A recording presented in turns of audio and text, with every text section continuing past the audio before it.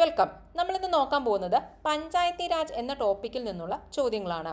ആദ്യത്തെ ചോദ്യം, തദ്ദേശ സ്വയംഭരണ സ്ഥാപനങ്ങൾക്ക് തുടക്കം കുറിച്ച ബ്രിട്ടീഷ് വൈസ്രോയി ആരാണ്? റിപ്പൺ പ്രഭുവാണ്. ഇന്ത്യയിൽ തദ്ദേശ സ്വയംഭരണ സ്ഥാപനങ്ങൾക്ക് തുടക്കം കുറിച്ച ബ്രിട്ടീഷ് വൈസ്രോയി ആരാണ്? റിപ്പൺ പ്രഭു. ഇന്ത്യൻ തദ്ദേശ സ്ഥാപനങ്ങളുടെ പിതാവ് എന്നറിയപ്പെടുന്നത് ആരാണ്? അതാരാണ്? റിപ്പൺ പ്രഭുവാണ്. കാരണം ഇന്ത്യയിൽ തദ്ദേശ സ്വയംഭരണ സ്ഥാപനങ്ങൾക്ക് തുടക്കം കുറിച്ച ബ്രിട്ടീഷ് വൈസ്രോയി ആയിരുന്നു റിപ്പൺ പ്രഭു. അതുകൊണ്ടാണ് അദ്ദേഹം ഇന്ത്യൻ തദ്ദേശ സ്ഥാപനങ്ങളുടെ പിതാവ് എന്നും അറിയപ്പെടുന്നത്. അടുത്ത ചോദ്യം, ഇന്ത്യയിലെ ബ്രിട്ടീഷ് പ്രവിശ്യകളിൽ ഗ്രാമപഞ്ചായത്തുകൾ രൂപീകരിക്കാൻ കാരണമായ നിയമം ഏതാണ്? 1919 ഗവൺമെന്റ് ഓഫ് ഇന്ത്യ ആക്ട് ആണ്. അത് എന്തായിട്ടും അറിയപ്പെടാറുണ്ട്? മൊണ്ടേഗു ചെംസ്ഫോർഡ് പരിഷ്കാരങ്ങൾ എന്നും അറിയപ്പെടാറുണ്ട്. ഈ നിയമം മൂലമാണ് ഇന്ത്യയിലെ ബ്രിട്ടീഷ് പ്രവിശ്യകളിൽ ഗ്രാമപഞ്ചായത്തുകൾ രൂപീകരിക്കാൻ ആരംഭിച്ചത്. സമര കാലഘട്ടത്തിൽ സാമ്പത്തിക രാഷ്ട്രീയ അധികാരങ്ങളുടെ വികേന്ദ്രീകരണത്തിന് വേണ്ടി ശക്തമായി വാദിച്ച ദേശീയ നേതാവ് ആരാണ്? മഹാത്മാഗാന്ധിയാണ്. നമ്മൾ ഈ പറയുന്ന തദ്ദേശ സ്വയംഭരണ സ്ഥാപനങ്ങൾ, പഞ്ചായത്തുകളൊക്കെ ഇല്ലേ, അതൊക്കെ എന്താണ് ഉദ്ദേശിക്കുന്നത്? എന്തിനു വേണ്ടിയിട്ടാണ് ആക്ച്വലി കൊണ്ടുവന്നത്? എന്തിനു വേണ്ടിയിട്ടാണ്? വികേന്ദ്രീകരണത്തിന് വേണ്ടിയിട്ടാണ്. അധികാര വികേന്ദ്രീകരണത്തിന് വേണ്ടിയിട്ടാണ്. അധികാര വികേന്ദ്രീകരണം എന്ന് പറയുമ്പോൾ സാമ്പത്തികവും രാഷ്ട്രീയവുമായ അധികാരങ്ങളുടെ വികേന്ദ്രീകരണത്തിന് വേണ്ടിയിട്ടാണ് ഈ സംഭവങ്ങളൊക്കെ തദ്ദേശ സ്വയംഭരണ സ്ഥാപനങ്ങളൊക്കെ കൊണ്ടുവരുന്നത്. വികേന്ദ്രീകരണം എന്ന് പറയുന്നത് എന്താണ്? ഡീസെൻട്രലൈസേഷൻ, അതായത് പവർ എന്ന് പറയുന്നത് സെൻട്രലിൽ മാത്രം ഇരുന്നാൽ പോരാ. എല്ലാ സൗകര്യങ്ങളും അല്ലെങ്കിൽ എല്ലാ സ്കീമുകളും എല്ലാ സർവീസസും എല്ലാ ജനങ്ങളിലേക്കും എത്തണമെങ്കിൽ എന്ത് വേണം? നമുക്ക് ഈ ഒരു വികേന്ദ്രീകരണം വേണം. ഓക്കെ, അപ്പം ഇതിനു വേണ്ടി ശക്തമായ സ്വാതന്ത്ര്യ സമര കാലഘട്ടത്തിൽ വാദിച്ച ദേശീയ നേതാവായിരുന്നു മഹാത്മാഗാന്ധി എന്ന് പറയുന്നത്. ഗ്രാമസ്വരാജ് എന്ന ആശയം കൊണ്ടുവന്നത് ആരാണ്? മഹാത്മാഗാന്ധിയാണ്. ഗ്രാമസ്വരാജ് എന്ന പദം ആദ്യമായിട്ട് ഉപയോഗിച്ചത് ആരാണ്? അതും മഹാത്മാഗാന്ധി തന്നെയാണ്. അടുത്ത ചോദ്യം, ഗ്രാമവികസനം ലക്ഷ്യം വെച്ചുകൊണ്ട് 1952 ഒക്ടോബർ 2 ആരംഭിച്ച പദ്ധതി ഏതാണ്? കമ്മ്യൂണിറ്റി ഡെവലപ്മെന്റ് പ്രോഗ്രാം, CDP ആണ്. നമ്മൾ ഈ പഞ്ചായത്തി രാജ് സംവിധാനത്തെക്കുറിച്ച് പറയുമ്പോൾ അതിലേക്ക് എത്തിയ നാൾ വഴികൾ നമ്മളൊന്ന് നോക്കേണ്ടതുണ്ട്. ഇപ്പോൾ ഇതെല്ലാം ഈ CDS ആയിക്കോട്ടെ, അതിനുശേഷം വന്ന NES, നാഷണൽ എക്സ്റ്റൻഷൻ സർവീസ്, ഇതിനെക്കുറിച്ചൊക്കെ പഠിക്കാൻ നിയോഗിക്കപ്പെട്ട വിവിധ കമ്മീഷനുകൾ, ആ കമ്മീഷനുകളുടെയൊക്കെ നിർദ്ദേശങ്ങൾ, ഈ തദ്ദേശ സ്വയംഭരണ സ്ഥാപനങ്ങൾക്ക് ഭരണഘടനാ സ്വാതന്ത്ര്യം നൽകാൻ വേണ്ടി കൊണ്ടുവന്ന ഭേദഗതികൾ, ഇതെല്ലാം അറിഞ്ഞാൽ മാത്രമേ നമുക്ക് ഈ ഒരു പഞ്ചായത്തി രാജ് എന്ന ഈ ഒരു സംവിധാനം മുഴുവനായിട്ട് നമുക്ക് മനസ്സിലാക്കാൻ പറ്റത്തുള്ളൂ. അപ്പോൾ അതിന് വേണ്ടിയിട്ടാണ് നമ്മളിതൊക്കെ പറയുന്നത്. ഓക്കെ, അപ്പോൾ ഗ്രാമവികസനം ലക്ഷ്യം വെച്ചുകൊണ്ട് 1952 ഒക്ടോബർ 2 ആരംഭിച്ച പദ്ധതിയാണിത് കമ്മ്യൂണിറ്റി ഡെവലപ്മെന്റ് പ്രോഗ്രാം എന്ന് പറയുന്നത്. അടുത്തത്, ഏത് പഞ്ചവത്സര പദ്ധതി കാലത്താണ് CDP നടപ്പിലാക്കിയത്? ഒന്നാം പഞ്ചവത്സര പദ്ധതി കാലത്താണ്. കാരണം നമ്മളിപ്പോൾ പറഞ്ഞു 1952 ഒക്ടോബർ 2 ആരംഭിച്ചത്. അടുത്തത്, CDP ഉദ്ഘാടനം ചെയ്തത് ആരാണ്? ജവഹർലാൽ നെഹ്റു ആണ്. കാരണം ഈ സമയത്ത് പ്രധാനമന്ത്രി ആരായിരുന്നു? ജവഹർലാൽ നെഹ്റു ആണ്. അപ്പോൾ ഡെഫിനറ്റ്ലി അദ്ദേഹമായിരിക്കും ഉദ്ഘാടനം ചെയ്തിട്ടുണ്ടാവുക. പഞ്ചായത്തി രാജിന്റെ മുൻഗാമി എന്നറിയപ്പെടുന്ന പദ്ധതിയാണ് എന്ത്? CDP എന്ന് പറയുന്നത്. ഈ CDP ലക്ഷ്യം കണ്ട ഒരു പദ്ധതിയായിരുന്നു. പക്ഷേ ഇത് കുറച്ച് സ്ഥലങ്ങളിൽ മാത്രമാണ് ഇത് ഒതുങ്ങി നിന്നിരുന്നത്. അതുകൊണ്ട് കൂടുതൽ പ്രദേശങ്ങളിലേക്ക് വ്യാപിച്ചുകൊണ്ട് പിന്നീട് ഏത് പദ്ധതി വന്നു? നാഷണൽ എക്സ്റ്റൻഷൻ സർവീസ് എന്ന് വന്നു. നാഷണൽ എക്സ്റ്റൻഷൻ സർവീസ് എന്ന പദ്ധതി പിന്നീട് വരികയുണ്ടായി. അപ്പം ഇവിടെ പ്രധാനമായിട്ട് നോക്കേണ്ട ഒരു പോയിന്റ് എന്താണ്? പഞ്ചായത്തി രാജിന്റെ മുൻഗാമി എന്നറിയപ്പെടുന്ന പദ്ധതി ഏതാണെന്ന് ചോദിച്ചാൽ അത് ഏതാണ്? കമ്മ്യൂണിറ്റി ഡെവലപ്മെന്റ് പ്രോഗ്രാം ആണ്. അടുത്ത ചോദ്യം, ത്രിതല പഞ്ചായത്തി രാജ് സംവിധാനം നടപ്പിലാക്കാൻ നിർദ്ദേശം നൽകിയ കമ്മിറ്റി ഏതാണ്? ബൽവന്ത് റായ് മേത്ത കമ്മിറ്റിയാണ്. നമ്മളിപ്പോൾ CDSനെ കുറിച്ചും NESനെ കുറിച്ചൊക്കെ പറഞ്ഞല്ലേ. ഈ പദ്ധതികളൊന്നും മുഴുവനായിട്ടും സക്സസ്ഫുൾ ആയിരുന്നില്ല. ഇതിനൊക്കെ കുറേ പോരായ്മകൾ ഉണ്ടായിരുന്നു. ആക്ച്വലി ഈ പദ്ധതികളുടെ പോരായ്മകളെക്കുറിച്ച് പഠിക്കാൻ വേണ്ടി നിയോഗിക്കപ്പെട്ട ഒരു കമ്മീഷനായിരുന്നു ഏത്? ബൽവന്ത് റായ് മേത്ത കമ്മിറ്റി എന്ന് പറയുന്നത്. അപ്പോൾ ഇവരുടെ ഒരു നിർദ്ദേശമായിരുന്നു എന്ത്? ത്രിതല പഞ്ചായത്തി രാജ് സംവിധാനം നടപ്പിലാക്കൽ എന്നുള്ളത്. ഓക്കെ, അപ്പോൾ ത്രിതല പഞ്ചായത്തി രാജ് സംവിധാനം നടപ്പിലാക്കാൻ നിർദ്ദേശം നൽകിയ കമ്മിറ്റി ഏതാണെന്ന് ചോദിച്ചാൽ ഏതാണ്? ബൽവന്ത് റായ് മേത്ത കമ്മിറ്റി ആണ്. അപ്പോൾ ഈ ത്രിതലം എന്ന് പറയുമ്പോൾ ഏതൊക്കെയാണ് നമുക്കൊന്ന് നോക്കാം. ജില്ലാ തലത്തിൽ വരുന്ന സംവിധാനമാണിത് ജില്ലാ പരിഷത്ത്. ബ്ലോക്ക് തലത്തിലാണെങ്കിലോ പഞ്ചായത്ത് സമിതി. ഇനി വില്ലേജ് തലത്തിലായിരുന്നെങ്കിലോ അതെന്താണ്? ഗ്രാമപഞ്ചായത്ത്. അങ്ങനെ 3 തലത്തിലായിട്ടുള്ള ഒരു ത്രിതല പഞ്ചായത്തി രാജ് സംവിധാനം ആര് ശുപാർശ ചെയ്തു? ബൽവന്ത് റായ് മേത്ത കമ്മിറ്റി ശുപാർശ ചെയ്തു. അടുത്ത ചോദ്യം, ബൽവന്ത് റായ് മേത്ത കമ്മിറ്റി രൂപീകരിച്ചത് എന്നാണ്? 1957 ജനുവരിയിലാണ്. ബൽവന്ത് റായ് മേത്ത കമ്മിറ്റി ശുപാർശകൾ നിലവിൽ വന്നത് എന്നാണ്? 1958 ഏപ്രിൽ 1. ഇന്ത്യൻ പഞ്ചായത്ത് രാജ് സംവിധാനത്തിന്റെ ശില്പി എന്നറിയപ്പെടുന്നത് ആരാണ്? ബൽവന്ത് റായ് മേത്തയാണ്. ബൽവന്ത് റായ് മേത്തയാണ് ഇന്ത്യൻ പഞ്ചായത്ത് രാജ് സംവിധാനത്തിന്റെ ശില്പി എന്ന് അറിയപ്പെടുന്നത്. അടുത്ത ചോദ്യം, ഇന്ത്യൻ പഞ്ചായത്ത് രാജ് സംവിധാനത്തിന്റെ പിതാവ് എന്നറിയപ്പെടുന്നത് ആരാണ്? ബൽവന്ത് റായ് മേത്ത തന്നെയാണ് കേട്ടോ. അപ്പം ശില്പി എന്ന് ചോദിച്ചാലും പിതാവ് എന്ന് ചോദിച്ചാലും ആര് തന്നെയാണ്? ബൽവന്ത് റായ് മേത്ത തന്നെയാണ് കേട്ടോ. അടുത്തത്, പഞ്ചായത്തി രാജ് നിലവിൽ വന്ന ആദ്യ സംസ്ഥാനം ഏതാണ്? രാജസ്ഥാനാണ്. രാജസ്ഥാനിലെ നാഗൂർ ജില്ലയിലാണ് പഞ്ചായത്തി രാജ് സംവിധാനം ആദ്യമായിട്ട് നിലവിൽ വരുന്നത്. ഇന്ത്യയിൽ പഞ്ചായത്തി രാജ് ഉദ്ഘാടനം ചെയ്തത് എന്നാണ്? 1959 ഒക്ടോബർ 2-നാണ്. പക്ഷെ നിങ്ങളിവിടെ ശ്രദ്ധിക്കണം, ഈ പഞ്ചായത്തി രാജിന് എന്തുണ്ടായിരുന്നില്ല? ഭരണഘടനാ സാധുതയുണ്ടായിരുന്നില്ല. ഈ ഒരു കമ്മിറ്റിയുടെ നിർദ്ദേശമൊക്കെ അനുസരിച്ച് പഞ്ചായത്തി രാജ് സംവിധാനം നിലവിൽ വന്നു. ആദ്യമായിട്ട് രാജസ്ഥാനിലെ നാഗൂർ ജില്ലയിൽ നിലവിൽ വന്നു. അത് ഉദ്ഘാടനം ചെയ്യപ്പെട്ടത് 1959 ഒക്ടോബർ 2-നാണ്. ഉദ്ഘാടനം ചെയ്തതാരാണ്? ജവഹർലാൽ നെഹ്റു ആണ്. പഞ്ചായത്ത് രാജ് എന്ന പദം ആദ്യമായിട്ട് ഉപയോഗിച്ചത് ആരാണ്? അത് ജവഹർലാൽ നെഹ്റു തന്നെയാണ്. പക്ഷെ ഇതിനൊന്നും എന്തായിരുന്നില്ല? ഭരണഘടനാ സാധുത ഉണ്ടായിരുന്നില്ല. പക്ഷെ ഇങ്ങനെ ഒരു സംവിധാനം ഇവിടെയൊക്കെ വന്നു. അടുത്ത ചോദ്യം, പഞ്ചായത്തി രാജ് സംവിധാനം നിലവിൽ വന്ന രണ്ടാമത്തെ സംസ്ഥാനം ഏതാണ്? ആന്ധ്രാപ്രദേശാണ് കേട്ടോ. രണ്ടാമത്തെ സംസ്ഥാനം ചോദിച്ചാൽ ഏതാണ്?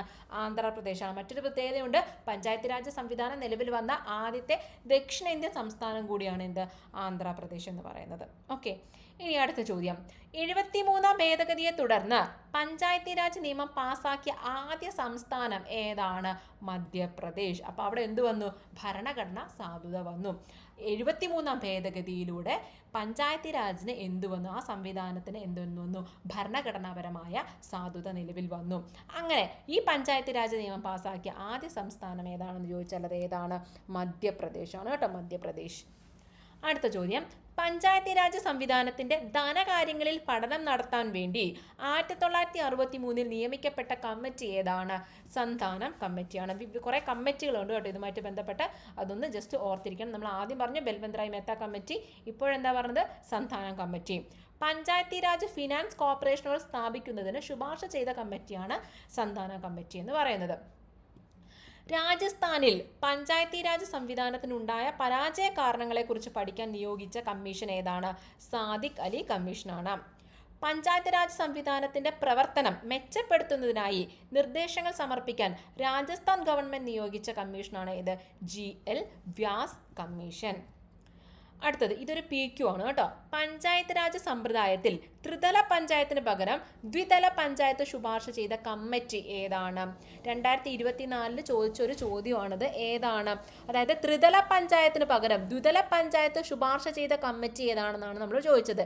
ഏതാണ്? നമ്മുടെ അശോക് മേത്ത കമ്മിറ്റിയാണ്. ഏതൊക്കെയാണ് ദ്വിതലത്തിൽ വരുന്നത്? ജില്ലാ പരിഷത്ത്, ജില്ലാ തലത്തിൽ ജില്ലാ പരിഷത്തും വരും, ഗ്രാമതലത്തിൽ എന്തും വരും? ഗ്രാമപരിഷത്തും വരും. ഓക്കെ, അടുത്ത ചോദ്യം, പഞ്ചായത്തി രാജ് സംവിധാനങ്ങൾക്ക് കരുത്തു പകരാൻ മാർഗനിർദ്ദേശം നൽകുവാൻ വേണ്ടി ജനതാ സർക്കാർ അശോക് മേത്ത കമ്മിറ്റിയെ നിയോഗിച്ചത് എന്നാണ്? 1977-ലാണ്. നമ്മൾ പറഞ്ഞു ത്രിതലം മാറ്റി ദ്വിതലം വരണമെന്ന് നിർദ്ദേശിച്ച കമ്മിറ്റിയാണ് ഇത് അശോക് മേത്ത കമ്മിറ്റി എന്ന് പറയുന്നത്. ഈ കമ്മിറ്റിയെ നിയോഗിച്ചത് ഏതാണ്? നമ്മുടെ ജനതാ സർക്കാരാണ്. ഏത് വർഷമാണ്? 1977-ലാണ്. ഓക്കെ, അടുത്ത ചോദ്യം, അശോക് മേത്ത കമ്മിറ്റിയിൽ അംഗമായിരുന്ന മലയാളി ആരാണ്? അപ്പോൾ നമ്മളുമായിട്ടൊരു ബന്ധം വന്നല്ലേ, ആരാണ്? EMS ആണ് കേട്ടോ. അശോക് മേത്ത കമ്മിറ്റിയിൽ അംഗമായിരുന്ന മലയാളി ആരാണ്? EMS. Committee on Panchayati Raj institutions എന്നറിയപ്പെടുന്ന കമ്മിറ്റി ഏതാണ്? അശോക് മേത്ത കമ്മിറ്റിയാണ്. ഇങ്ങനത്തെ ചോദ്യങ്ങളൊക്കെ നമുക്ക് വരാറുണ്ട്. എന്താണ്? Committee on Panchayati Raj institutions എന്നറിയപ്പെടുന്ന കമ്മിറ്റി ഏതാണ്? അശോക് മേത്ത കമ്മിറ്റിയാണ്. ജില്ലാതല ആസൂത്രണത്തെക്കുറിച്ച് പഠിക്കാൻ 1983 പ്ലാനിംഗ് കമ്മീഷൻ നിയോഗിച്ച കമ്മിറ്റിയാണ് ഏത്? ഹനുമന്ത റാവു കമ്മിറ്റി എന്ന് പറയുന്നത്. നേരത്തെ നമ്മൾ അശോക് മേത്ത കമ്മിറ്റി ജനതാ സർക്കാർ നിയോഗിച്ചതാണെന്ന് പറഞ്ഞു. അതുപോലെ നമ്മുടെ പ്ലാനിംഗ് കമ്മീഷൻ നിയോഗിച്ച കമ്മിറ്റിയാണ് ഏത്? ഹനുമന്ത റാവു കമ്മിറ്റി എന്ന് പറയുന്നത്. എന്തിനെക്കുറിച്ച് പഠിക്കാനാണ്? ജില്ലാതല ആസൂത്രണത്തെക്കുറിച്ച് പഠിക്കാൻ വേണ്ടി കൊണ്ടുവന്ന കമ്മിറ്റിയാണ് ഹനുമന്ത റാവു കമ്മിറ്റി എന്ന് പറയുന്നത്. ഏത് വർഷമാണ്? 1983-ലാണ്. അപ്പോൾ ഡിഫറൻസസ് മനസ്സിലാക്കണം. ചിലപ്പം ആര് നിയോഗിച്ചതാണെന്ന് ചോദിക്കാം, ഏത് വർഷം വന്നതാണെന്ന് ചോദിക്കാം, ഒക്കെ ചോദിക്കാം. ഓക്കെ, അടുത്ത ചോദ്യം, ഗ്രാമവികസനത്തിനായി പഠനം നടത്തി നിർദ്ദേശങ്ങൾ സമർപ്പിക്കുവാൻ വേണ്ടി 1985 പ്ലാനിംഗ് കമ്മീഷൻ നിയോഗിച്ച കമ്മിറ്റി ഏതാണ്? GVK റാവു കമ്മിറ്റിയാണ്. അപ്പം ഇതും എന്താണ്? ഹനുമന്ത റാവു കമ്മിറ്റിയും GVK റാവു കമ്മിറ്റിയും നിയോഗിച്ചത് ആരാണ്? പ്ലാനിംഗ് കമ്മീഷനാണ് ഇവരെ നിയോഗിച്ചത്. വർഷങ്ങൾ വ്യത്യാസമുണ്ട്. 1983 ചോദിച്ചാൽ ഏതാണ്? ഹനുമന്ത റാവു ആണ്. ഇനി 1985 ചോദിച്ചാൽ ആരാണ്? GVK റാവു കമ്മിറ്റിയാണ്. അപ്പോൾ രണ്ട് ലക്ഷ്യമായിരുന്നു അവർക്കുണ്ടായിരുന്നത്. ഹനുമന്ത റാവു ആണെങ്കിൽ ജില്ലാതല ആസൂത്രണത്തെക്കുറിച്ച് പഠിക്കാനായിരുന്നു. പക്ഷേ GVK റാവു ആണെങ്കിലോ ഗ്രാമവികസനത്തിനായി പഠനം നടത്തി നിർദ്ദേശങ്ങൾ സമർപ്പിക്കുവാൻ വേണ്ടിയിട്ടായിരുന്നു. അടുത്തത്, പഞ്ചായത്തി രാജ് സംവിധാനത്തിന് ഭരണഘടനാപരമായ അംഗീകാരം നൽകണമെന്ന് നിർദ്ദേശിച്ച കമ്മിറ്റി ഏതാണ്? LM സിംഗ്വി കമ്മിറ്റിയാണ്. പഞ്ചായത്തി രാജ് സംവിധാനത്തിന് ഭരണഘടനാപരമായ അംഗീകാരം നൽകണമെന്ന് നിർദ്ദേശിച്ച കമ്മിറ്റിയാണ് ഇത്? LM Singhvi committee.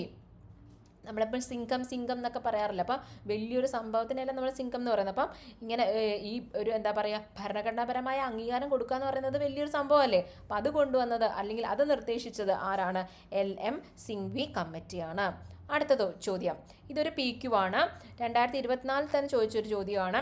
തദ്ദേശ സ്ഥാപനങ്ങൾക്ക് ഭരണഘടനാപരമായ അംഗീകാരം നൽകണമെന്ന് 1989 ശുപാർശ ചെയ്ത കമ്മിറ്റി ഏതാണ്? അതേതാണ്? നമ്മുടെ PK തുങ്കൻ കമ്മിറ്റിയാണ് കേട്ടോ. PK തുങ്കൻ കമ്മിറ്റിയാണ്. ഏത് ഭരണഘടനാ ഭേദഗതിയിലൂടെയാണ് പഞ്ചായത്തി രാജ് സ്ഥാപനങ്ങൾക്ക് ഭരണഘടനാപരമായ അംഗീകാരം ലഭിച്ചത്? ഏത് ഭേദഗതിയിലൂടെയാണ്? 73-74 ഭേദഗതിയിലൂടെയാണ്. 73 ഭരണഘടനാ ഭേദഗതി നിലവിൽ വന്നത് എന്നാണ്? 1993 ഏപ്രിൽ 24-നാണ് 73 ഭേദഗതി നിലവിൽ വന്നത്. 1993 ഏപ്രിൽ 24-നാണ് കേട്ടോ. അപ്പം അത് ഓർത്തിരിക്കണം. അടുത്ത ചോദ്യം, ദേശീയ പഞ്ചായത്ത് രാജ് ദിനം എന്നാണ്? ഏപ്രിൽ 24-നാണ്. കാരണം ഈ ഭേദഗതി 73 ഭേദഗതി നിലവിൽ വന്ന എന്നാണ്? 1993 ഏപ്രിൽ 24-നാണ്. അപ്പം ഈ ഏപ്രിൽ 24-നാണ് ദേശീയ പഞ്ചായത്ത് രാജ് ദിനമായിട്ട് ആചരിക്കുന്നത്. ഇനി അടുത്തൊരു ചോദ്യം, കേരളത്തിൽ പഞ്ചായത്ത് രാജ് ദിനം എന്നാണ്? മറ്റേതപ്പോൾ ശ്രദ്ധിക്കണം, ദേശീയ പഞ്ചായത്ത് രാജ് ദിനമാണ് ഏപ്രിൽ 24 എന്ന് പറയുന്നത്. കേരളത്തിൽ പഞ്ചായത്ത് രാജ് ദിനമായിട്ട് ആചരിക്കുന്നത് എന്നാണ്? അത് ഫെബ്രുവരി 19 ആണ് കേട്ടോ. മാറിപ്പോയത് ഫെബ്രുവരി 19 ആണ്. ബൽവന്ത് റായ് മേത്ത പഞ്ചായത്ത് രാജിന് നൽകിയ സംഭാവന കണക്കിലെടുത്ത് അദ്ദേഹത്തിൻ്റെ ജന്മദിനമായ ഫെബ്രുവരി 19 കേരളത്തിൽ പഞ്ചായത്ത് ദിനമായിട്ട് ആഘോഷിച്ചു വരുന്നു. ഓക്കെ, എന്തുകൊണ്ടാണ് അപ്പോൾ ഫെബ്രുവരി 19 കേരളത്തിൽ പഞ്ചായത്ത് ദിനമായിട്ട് സെലക്ട് ചെയ്തതെന്ന് മനസ്സിലായല്ലോ. എന്തുകൊണ്ടാണ്?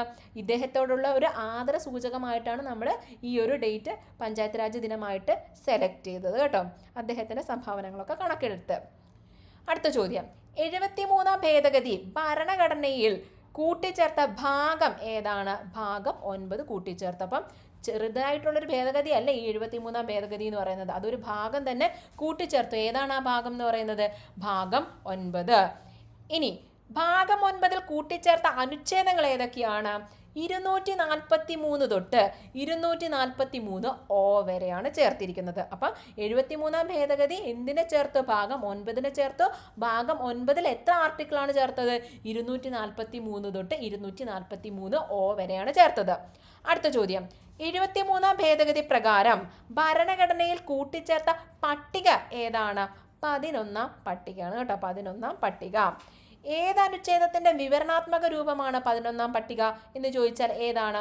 243G എന്ന് പറയുന്ന അനുച്ഛേദത്തിന്റെ വിവരണാത്മക രൂപമാണ് 11 പട്ടിക എന്ന് പറയുന്നത്. അപ്പോൾ ഈ 73 ഭേദഗതി എവിടെയൊക്കെ മാറ്റം വരുത്തി? ഭാഗം 9 കൂട്ടിച്ചേർത്തു. ആ ഭാഗം 9 243 തൊട്ട് 243 വരെയുള്ള ആർട്ടിക്കിൾസ് കൂട്ടിച്ചേർത്തു. പിന്നെ 11 പട്ടികയിൽ 243Gയുടെ വിവരണാത്മക രൂപവും കൂട്ടിച്ചേർത്തു. ഓക്കെ, അടുത്ത ചോദ്യം, പഞ്ചായത്ത് രാജ് സംവിധാനത്തിന്റെ അടിത്തറ എന്ന് പറയുന്നത് എന്താണ്? ഗ്രാമപഞ്ചായത്തുകളാണ് അല്ലേ? ഗ്രാമപഞ്ചായത്തുകൾ. പഞ്ചായത്ത് രാജിന്റെ ഏറ്റവും ചെറിയ ഘടകം ചോദിച്ചാൽ ഏതാണ്? ഗ്രാമസഭകളാണ് അല്ലെ? ഗ്രാമസഭകൾ. ഈ ഗ്രാമസഭയുടെ കൺവീനർ അല്ലെങ്കിൽ ഗ്രാമസഭ വിളിച്ചു ചേർക്കുന്നത് ആരാണെന്ന് ചോദിച്ചാൽ ആരാണ്? അത് നമ്മുടെ വാർഡ് മെമ്പറാണ് കേട്ടോ. ഗ്രാമസഭ വിളിച്ചു ചേർക്കുന്ന അല്ലെങ്കിൽ ഗ്രാമസഭയുടെ കൺവീനർ ആരാണെന്നൊക്കെ ചോദിച്ചാൽ അതാരാണ്? വാർഡ് മെമ്പറാണ്. ഗ്രാമസഭയിൽ അധ്യക്ഷ സ്ഥാനം വഹിക്കുന്നത് ആരാണ്? പഞ്ചായത്ത് പ്രസിഡന്റ് ആണ് കേട്ടോ, പഞ്ചായത്ത് പ്രസിഡന്റ് ആണ്. ഇനി ഈ പഞ്ചായത്ത് പ്രസിഡന്റിന്റെ അഭാവത്തിൽ ആരായിരിക്കും? വൈസ് പ്രസിഡന്റ് ആയിരിക്കും കേട്ടോ, വൈസ് പ്രസിഡന്റ് ആയിരിക്കും. അടുത്ത ചോദ്യം, ഗ്രാമസഭയുടെ സെക്രട്ടറി ആരാണ്? ഗ്രാമപഞ്ചായത്ത് സെക്രട്ടറി ആയിരിക്കും. ഗ്രാമസഭയുടെ അധ്യക്ഷൻ ചോദിച്ചാൽ ആരാണ്? പഞ്ചായത്ത് പ്രസിഡന്റ് ആണ്. അദ്ദേഹത്തിന്റെ അഭാവത്തിൽ ആരാണ്? വൈസ് പ്രസിഡന്റ് ആണ്. ഈ ഗ്രാമസഭയുടെ സെക്രട്ടറി ആരാണെന്ന് ചോദിച്ചാൽ ആരാണ്? ഗ്രാമപഞ്ചായത്ത് സെക്രട്ടറി ആണ്. ഇനി ഗ്രാമസഭയുടെ ക്വാറം എന്ന് ചോദിച്ചാൽ എത്രയാണ്? 1/10 ആണ്. ഇതൊക്കെ ചിലപ്പോൾ ചോദിക്കാൻ മതി. ഓക്കെ, അടുത്ത ചോദ്യം. ഇനി കുറച്ച് ആർട്ടിക്കിൾസ് ആണ് കേട്ടോ, ജസ്റ്റ് ഒന്ന് നോക്കി വെക്കുക. ഗ്രാമസഭയുടെ രൂപീകരണത്തെക്കുറിച്ച് പ്രതിപാദിക്കുന്ന ഭരണഘടനയിലെ അനുച്ഛേദം ഏതാണ്? 243A ആണ്. നമ്മൾ പറഞ്ഞു ഈ 73-ാം ഭേദഗതി പ്രകാരം ഭാഗം 9 കൂട്ടിച്ചേർത്ത് ഭാഗം 9-ൽ വരുന്ന ആർട്ടിക്കിൾസ് ഏതാണ്? 243 തൊട്ട് 243O വരെയാണ് വരുന്നത്. അതായത് 243, 243A, 243B അങ്ങനെ O വരെ പോകുന്നുണ്ട് അല്ലേ. അപ്പം അതിന് 243A എന്ന് പറയുന്നത് എന്താണ്? നമ്മൾ പറഞ്ഞു ഇതിൻ്റെ ഏറ്റവും ബേസിക് സംഭവം എന്ന് പറയുന്നത് എന്താണ്? ഗ്രാമസഭയിൽ. അപ്പം ഗ്രാമസഭയെക്കുറിച്ചാണ് 243A പറയുന്നത്. 243 ഡെഫിനിഷൻസ് ആണ് പറയുന്നത്. ഓക്കെ, ഇനി 243Bയിലാണ് എന്ത് പറയുന്നത്? പഞ്ചായത്തുകളുടെ രൂപീകരണത്തെക്കുറിച്ച് പറയുന്നത്. അപ്പോൾ ആ ഒരു ഓർഡറിൽ ഓർത്തിരുന്നാൽ മതി. 243A ആണെങ്കിൽ ഗ്രാമസഭ, 243B ആണെങ്കിൽ പഞ്ചായത്ത്. ഇനി പഞ്ചായത്തിൻ്റെ ഘടനയെക്കുറിച്ചാണ് 243Cയിൽ പറയുന്നത്. പഞ്ചായത്തിൻ്റെ കാലാവധിയെക്കുറിച്ചാണ് 243Eയിൽ പറയുന്നത്. കാലാവധി 243E. പഞ്ചായത്തുകളുടെ അധികാരങ്ങളും ഉത്തരവാദിത്തങ്ങളെ കുറിച്ച് പറയുന്ന ആർട്ടിക്കിൾ ഏതാണ്? 243G. ഇതിൻ്റെ വിവരണാത്മക രൂപമാണ് പട്ടിക 11 നൽകിയിരിക്കുന്നത്. അടുത്ത ചോദ്യം, സംസ്ഥാന ധനകാര്യ കമ്മീഷനെ കുറിച്ച് പറയുന്നതും ഇവിടെയാണ്. ഏത് ആർട്ടിക്കിളിലൂടെയാണ്? 243I. അതുപോലെ തന്നെ സംസ്ഥാന ഇലക്ഷൻ കമ്മീഷനെ കുറിച്ച് പറയുന്നതും ഇവിടെ തന്നെയാണ്, 243K. 243Iയിലാണ് ധനകാര്യ കമ്മീഷൻ ഇൻകം. ഇപ്പം ധനകാര്യം ഇൻകം നമ്മൾ അങ്ങനെ മനസ്സിലോർത്താൽ I എന്ന് ഓർത്തെടുക്കാൻ പറ്റും. ഈ ഇലക്ഷൻ കമ്മീഷനെ കുറിച്ചാണ് 243Kയിൽ പറയുന്നത്. അടുത്ത ചോദ്യം, മുനിസിപ്പാലിറ്റികൾക്ക് ഭരണഘടനാപരമായ അംഗീകാരം നൽകിയ ഭേദഗതി ഏതാണ്? 74-ാം ഭേദഗതിയാണ് കേട്ടോ. 74-ാം ഭേദഗതി നിലവിൽ വന്നത് എന്നാണ്? 1993 ജൂൺ 1-നാണ്. 74-ാം ഭേദഗതിയിലൂടെ ഭരണഘടനയിൽ കൂട്ടിച്ചേർത്ത ഭാഗം ഏതാണ്? 9A ആണ്. നേരത്തെ 9 ആയിരുന്നു, ഇവിടെ 9A ആണ് കൂട്ടിച്ചേർത്തത് 74-ാം ഭേദഗതിയിലൂടെ. ഭാഗം 9Aയിൽ കൂട്ടിച്ചേർത്ത അനുച്ഛേദങ്ങൾ ഏതൊക്കെയാണ്? നേരത്തെ 243O വരെയായിരുന്നു, പിന്നീട് ബാക്കിയുള്ള 243P തൊട്ട് 243ZG വരെ, അതായത് 243P തൊട്ട് എന്ത് വരെ വരും? 243Z വരെ വരും. അതിനുശേഷം വരുന്ന ആർട്ടിക്കിൾ ഏതാണ്? 243ZA തൊട്ട് 243ZG. അപ്പോൾ ഇത്രയും ആർട്ടിക്കിൾസ് ഏതിൽ കൂട്ടിച്ചേർത്തു? ഭാഗം 9Aയിൽ കൂട്ടിച്ചേർത്തു. 74-ാം ഭേദഗതി പ്രകാരം കൂട്ടിച്ചേർത്ത പട്ടിക ഏതാണ്? 12-ാം പട്ടിക. അപ്പോൾ 73 എന്നുള്ള ഭേദഗതി മനസ്സിലാക്കിയ 74-ാം ഭേദഗതിയുടെ ചോദ്യങ്ങൾ നമുക്കങ്ങ് ഓട്ടോമാറ്റിക്കലി കിട്ടും. ഇനി ഏതനുച്ഛേദത്തിൻ്റെ വിവരണാത്മക രൂപമാണ് 12-ാം പട്ടിക? 243W-ൻ്റെതാണ് കേട്ടോ. അടുത്തത്, ചെറിയ പട്ടണങ്ങളിൽ ഭരണം നടത്തുന്ന തദ്ദേശ സ്വയംഭരണ സ്ഥാപനം അറിയപ്പെടുന്ന പേരാണ് എന്ത്? മുനിസിപ്പൽ കൗൺസിൽ എന്ന് പറയുന്നത്. ഇനി വലിയ പട്ടണങ്ങളിൽ ഭരണം നടത്തുന്ന തദ്ദേശ സ്വയംഭരണ സ്ഥാപനങ്ങളെ വിളിക്കുന്നതാണ് എന്ത്? Municipal corporation. നമ്മൾ തിരുവനന്തപുരം കോർപ്പറേഷൻ എന്നൊക്കെ പറയത്തില്ല, അത് തന്നെ. ഇനി മുനിസിപ്പൽ കോർപ്പറേഷൻ്റെ അധ്യക്ഷൻ അല്ലെങ്കിൽ അധ്യക്ഷ ആരാണ്? മേയറാണ്. കോർപ്പറേഷൻ അധ്യക്ഷ ചോദിച്ചാൽ ആരാണ്? മേയറാണ്. ഇനി മുനിസിപ്പൽ കൗൺസിലിൻ്റെ അധ്യക്ഷൻ ചോദിച്ചാൽ അല്ലെങ്കിൽ അധ്യക്ഷ ചോദിച്ചാൽ ആരാണ്? മുനിസിപ്പൽ ചെയർമാൻ ആണ് കേട്ടോ. അടുത്ത ചോദ്യം, നമ്മൾ ഇത്രയും നേരം എന്താണ് പറഞ്ഞത്? പഞ്ചായത്തി രാജ് ആക്ടിനെ പറ്റിയൊക്കെയാണ് പറഞ്ഞത് അല്ലേ. ഭേദഗതിയിലൂടെ ഭരണഘടനാ സാധുത നൽകി എന്നൊക്കെ നമ്മൾ പറഞ്ഞു. ഇനി നമ്മൾ കേരള പഞ്ചായത്ത് ആക്ടിനെ പറ്റിയാണ് നമ്മൾ പറയാൻ പോകുന്നത്. കേരള പഞ്ചായത്ത് ആക്ട് നിലവിൽ വന്നത് എന്നാണ്? 1962 ജനുവരി 1-നാണ്. കേരള പഞ്ചായത്തി രാജ് നിയമം നിലവിൽ വന്നത് എന്നാണ്? 1994 ഏപ്രിൽ 23-നാണ്. അപ്പോൾ എന്താണ് വ്യത്യാസം? എന്താണ് നമ്മുടെ കേരള സംസ്ഥാനം തന്നെ എന്താണ് ഈ ഒരു തദ്ദേശ സ്വയംഭരണ സ്ഥാപനം അല്ലെങ്കിൽ വികേന്ദ്രീകരണത്തിനൊക്കെ വേണ്ടിയിട്ട് കൊണ്ടുവന്ന ഒരു ആക്റ്റാണ് എന്തെന്ന് പറയുന്നത്? കേരള പഞ്ചായത്തി രാജ് ആക്ട് എന്ന് പറയുന്നത്. അതെന്ന് വന്നു? 1962-ൽ വന്നു. ഇനി എന്താണ്? 73-ാം ഭരണഘടനാ ഭേദഗതിയുടെ വ്യവസ്ഥകൾ ഉൾക്കൊള്ളിച്ച് നമ്മൾ വീണ്ടും എന്താണ്, അതായത് നമ്മുടെ രാജ്യത്തിൻ്റെ ഭരണഘടനയിലുള്ള ഒരു നിയമം കൊണ്ടുവന്നല്ലോ 73-ാം ഭേദഗതിയിലൂടെ. അപ്പം അതുകൂടെ ഉൾക്കൊള്ളിച്ച് നമുക്ക് നമ്മുടെ നിയമം എന്ത് ചെയ്യണമായിരുന്നു? മാറ്റണമായിരുന്നു. അപ്പം അങ്ങനെ മാറ്റിയ സംഭവം എന്നാണ് നിലവിൽ വന്നത്? 1994 ഏപ്രിൽ 23-നാണ്. ഓക്കെ. ആസൂത്രിത ഗ്രാമവികസനത്തിനും തദ്ദേശ ഭരണ കാര്യങ്ങളിൽ വർദ്ധിച്ച തോതിലുള്ള ജനപങ്കാളിത്തം ഉറപ്പാക്കുന്നതിനും തദ്ദേശ സ്ഥാപനങ്ങളെ ശാക്തീകരിക്കുന്നതിനുമായി കേരള പഞ്ചായത്തി രാജ് ആക്ട് 23/4/1994 പ്രാബല്യത്തിൽ വന്നു. ഓക്കെ. ഇനി കേരള മുനിസിപ്പാലിറ്റി ആക്ട് നിലവിൽ വന്ന വർഷം ഏതാണ്? 1994 മെയ് 30-നാണ്. ഇനി ജസ്റ്റ് നമുക്ക് ഇതും കൂടെ ഒന്ന് നോക്കി വെക്കാം. കേരളത്തിലെ തദ്ദേശ സ്വയംഭരണ സ്ഥാപനങ്ങളുടെ എണ്ണം എത്രയാണ്? 1200 ഗ്രാമപഞ്ചായത്തുകൾ 941, ബ്ലോക്ക് പഞ്ചായത്തുകൾ 152, ജില്ലാ പഞ്ചായത്തുകൾ 14, മുനിസിപ്പാലിറ്റികൾ 87, കോർപ്പറേഷനുകൾ 6. ഓക്കെ. അപ്പം കേരളത്തിൽ ആകെ മൊത്തം എത്ര തദ്ദേശ സ്വയംഭരണ സ്ഥാപനങ്ങളുണ്ട്? 1200 തദ്ദേശ സ്വയംഭരണ സ്ഥാപനങ്ങളുണ്ട്. അപ്പം അത് ഏതൊക്കെയാണ്? ഗ്രാമപഞ്ചായത്തുകളാവാം, ബ്ലോക്ക് പഞ്ചായത്തുകളാവാം, ജില്ലാ പഞ്ചായത്തുകളാവാം, ഒക്കെ ആവാം, മുനിസിപ്പാലിറ്റിയും ഒക്കെ ആവാം. അപ്പം അതൊക്കെയാണ് എന്ത്? തദ്ദേശ സ്വയംഭരണ സ്ഥാപനങ്ങൾ എന്ന് പറയുന്നത്. ഓക്കെ. അപ്പം എത്ര ഗ്രാമപഞ്ചായത്തുകൾ നമുക്കുണ്ട്? 941 ഗ്രാമപഞ്ചായത്തുകൾ നമുക്കുണ്ട്. ഓക്കെ. ഇനി എത്ര ബ്ലോക്ക് പഞ്ചായത്തുകൾ നമുക്കുണ്ട്? 152 ബ്ലോക്ക് പഞ്ചായത്തുണ്ട്. എത്ര ജില്ലാ പഞ്ചായത്തുണ്ട്? 14 ജില്ലാ പഞ്ചായത്തുണ്ട്. മുനിസിപ്പാലിറ്റിയോ 87, കോർപ്പറേഷനോ 6 കോർപ്പറേഷൻ. ഓക്കെ. Thank you.